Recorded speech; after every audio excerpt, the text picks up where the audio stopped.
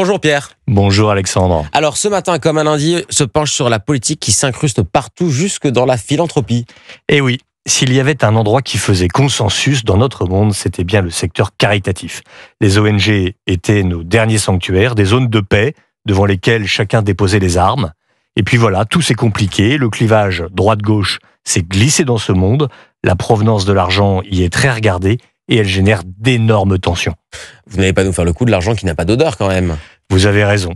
Les grosses associations s'entourent désormais de comités d'éthique pour vérifier que certains dons sont acceptables au regard de leur objet social. Par exemple, des maisons qui luttent contre la maladie de l'alcool peuvent-elles accepter des dons de grands vignobles? Par exemple encore, des associations qui professent la non-violence peuvent-elles accueillir du mécénat de l'industrie des armes?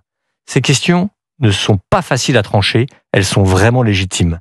Mais on a franchi un autre seuil quand on a commencé à regarder les options politiques de certains donateurs. Que voulez-vous nous dire? C'est selon moi un phénomène nouveau et inquiétant. Imaginez-vous à l'église, au moment de la quête, va-t-on refuser l'obole de la veuve parce qu'il serait notoire qu'elle vote mal? Va-t-on demain demander aux donateurs du Téléthon de faire connaître leur bulletin de vote pour pouvoir donner? Mais vous n'exagérez pas un peu? Pas tant que cela.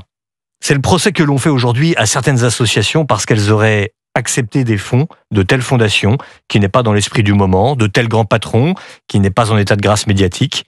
L'autre jour, une association me confiait même qu'on lui avait demandé de choisir entre deux sources de financement, l'une étant incompatible avec l'autre. Mais quel scandale!